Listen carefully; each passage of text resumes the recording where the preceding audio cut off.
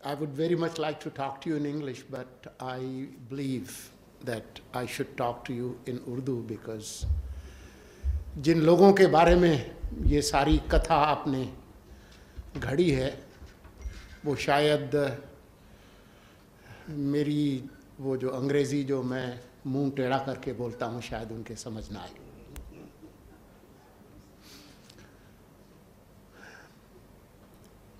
मेरे ख़्याल में अब किसी को शक नहीं होना चाहिए कि तकरीबन 2 हफ़्ते बाद जुमेरात 8 फरवरी 2024 को पाकिस्तान में आम इंतख़ाबात होंगे।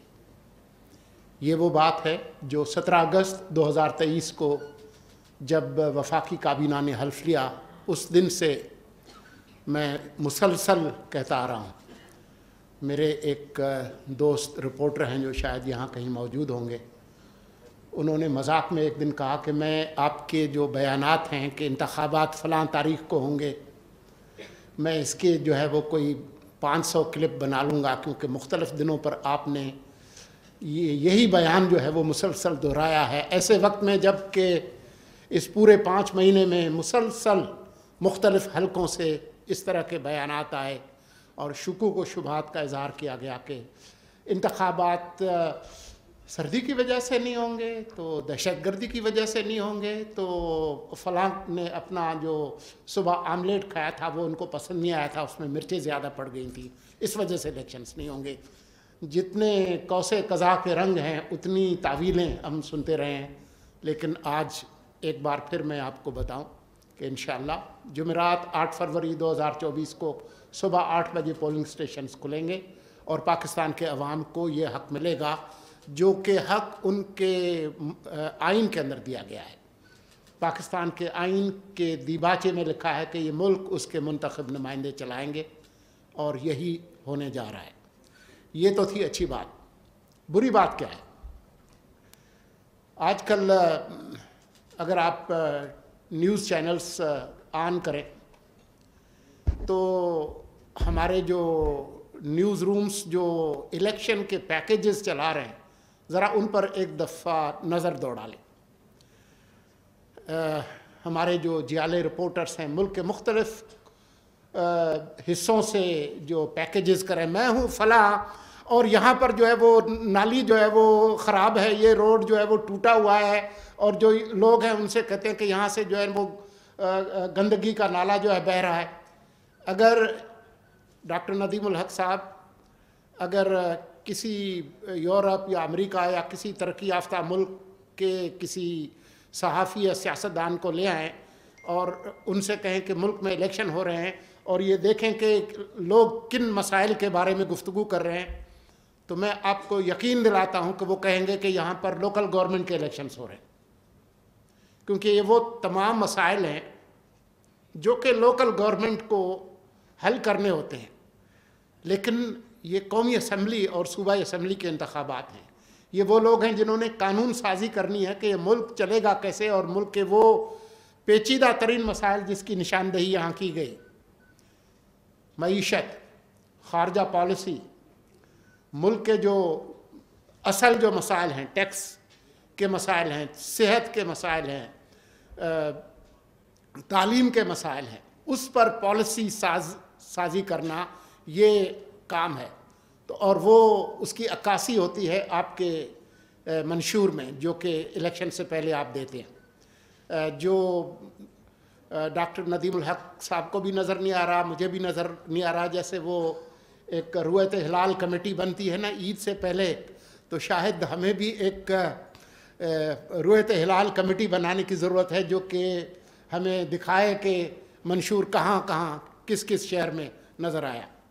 अभी 2 हफ़्ते पहले वज़ारत इत्तलात व नशरियात की तरफ से एक सेमिनार था जिसमें मुझे भी कहा गया कि जी आप भी आलिम फाजिल हैं, आप भी जो है वो अपने इल्म के जौहर दिखाएं हैं, तो मुझे भी बोलना पड़ा।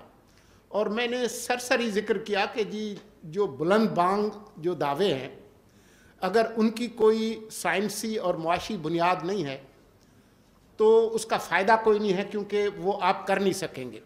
और ऐसे ही मैंने ज़िक्र किया जी, मिसाल के तौर पर जी 300 यूनिट बिजली का मैंने जिक्र किया कि जी वो एक जमात थी जिसने कहा कि जी हम पाकिस्तान टेलीविज़न और रेडियो पाकिस्तान को BBC के खतूत पे चलाएं, और फिर उनको 4 साल मौका भी मिला, फिर जो उन्होंने BBC इस मुल्क में चलाया वो सब लोगों को नज़र आ गया था।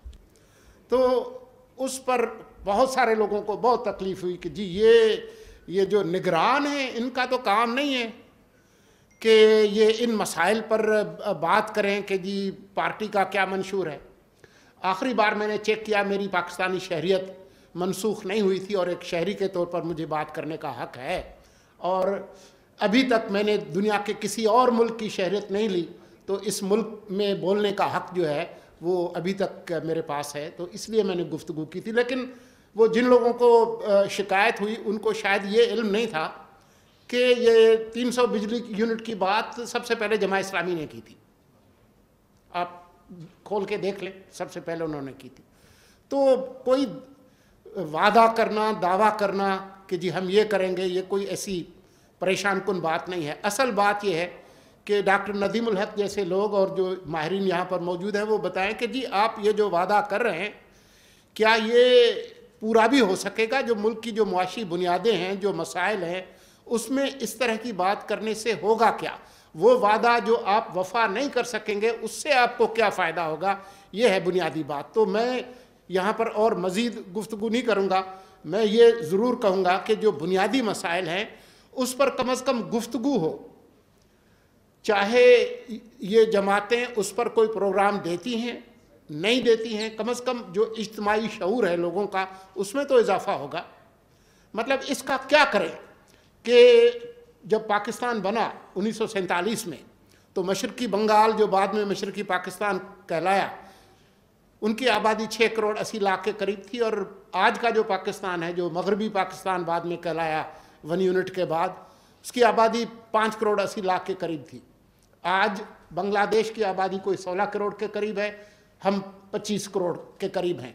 तो बांग्लादेश के जो लोग हैं वो उन्होंने आबादी को कंट्रोल करके उनके जो मुसलमान होने की जो हैसियत है वो उसमें कोई कमी नहीं आई। मैं आपको यकीन दिलाता हूँ वो उसी तरह से पक्के मुसलमान हैं जैसे हम लोग हैं। इसी तरह से जो बुनियादी मसाइल हैं, मिसाल के तौर पर टैक्स रिफॉर्म है, सिविल सर्विस रिफॉर्म है, पॉपुलेशन एक्सप्लोजन का मैंने जिक्र किया, आपकी जो ड्विंडलिंग जो एक्सपोर्ट्स हैं और जो पॉलिसीज़ उस हवाले से आपने बनाई हैं, ज़राई इनकम टैक्स के हवाले से जो आपकी GDP का तकरीबन 1/4 है, और उसके बावजूद पिछले साल कोई 3 अरब रुपए के करीब जो है वो चारों सूबों से इनकम टैक्स जमा हुआ था। आपके 1000 अरब रुपए से ज़्यादा सालाना जो स्टेट ओन्ड इंटरप्राइजेज़ के जो लॉसेस हैं, आपके रियल स्टेट, रिटेल और होल सेल जो कि सबसे बड़े ब्लैक होल्स हैं टैक्स एविजन के, उस पर कोई किसी ने पॉलिसी देनी है कि नहीं देनी है। आपके आइन के अंदर आर्टिकल 140 और 140A में लिखा गया कि जो मकामी हुकूमतें हैं वो माली, सियासी और इंतज़ामी तौर पर ख़ुद मुख्तार होंगे, लेकिन जब भी इस मुल्क के अंदर जमहूरियत आई है और सिविल हुकूमत आई है इलेक्टेड, तो पहला जो निशाना बने हैं वो मकामी हुकूमतें बनी हैं।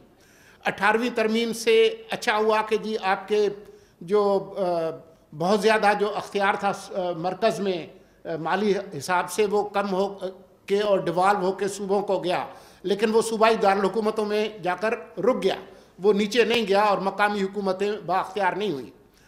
18वीं तरमीम के अंदर 15 वजारतें और डिवीजन्स जो है वो सूबों को मुंतकिल की गई, और फिर वही वजारतें नए नामों के साथ, खुशनुमा नामों के साथ मरकज़ में बहाल कर दी गई।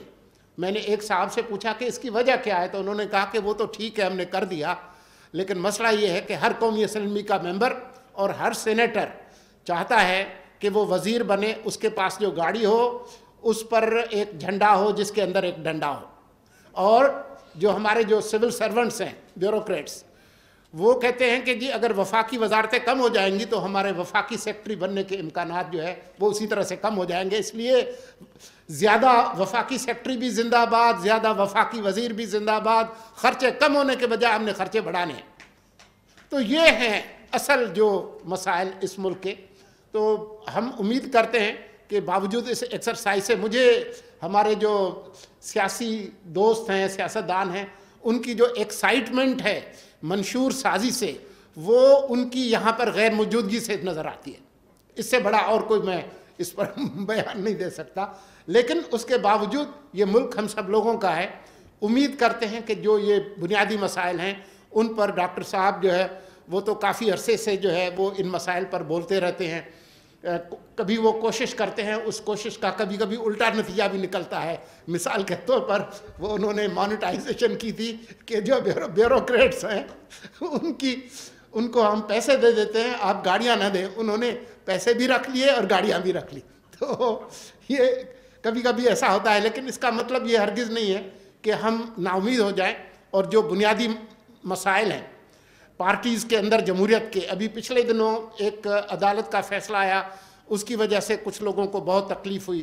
میں نے کہا کہ یہ تو بہت شاندار فیصلہ ہے، اس لیے نہیں کہ فلاں جماعت کو آج اس کو نقصان ہوا ہے، لیکن یہ ایک لیگل ٹیمپلیٹ جو ہے وہ بنی ہے کہ اگر آپ کی پارٹی کے اندر جمہوریت نہیں ہے تو کل یہ مصیبت آپ کے لیے بھی ہو سکتی ہے. یہ کیسے ہو سکتا ہے کہ آپ کی جماعت میں جمہوریت نہ ہو اور آپ ملک میں جمہوریت کا جھنڈا لے کر جو ہے وہ چل پڑیں؟ یہ نہیں ہو سکتا. اسی طرح سے جو پارٹیز کی ٹکٹس جس طریقے سے تقسیم ہوتے ہیں، کیا اس کے اندر پارٹی کے کارکنوں کا کوئی حصہ ہوتا ہے کہ کوئی پارٹی کا کوئی کنونشن ہوتا ہے؟ کبھی آپ نے سنا کہ راول پنڈی میں فلاں جماعت نے قومی اسمبلی کا ٹکٹ دینا ہے اور صوبہ اسمبلی کے ٹکٹ دینے ہیں، پارٹی کے جو ارکان ہیں ان کا اجلاس ہوگا اور اکثریت فیصلہ کرے گی کہ فلاں ہمارا امیدوار ہے. امریکہ کے اندر پرائمریز اور بہت ساری چیزیں تو آپ نے دیکھی ہوں گی. تو آخرکار ایسا کیوں ہے؟ تو یہ وہ سوالات ہیں پولیٹیکل کلچر کے، اکانومی کے، گورننس کے، سول سروس ریفارمز کے، فارن پالیسی کے، لوکل گورنمنٹ کے. وہ ریئل ایشوز ہیں جن پر بات کرنے کی ضرورت ہے. بہت شکریہ.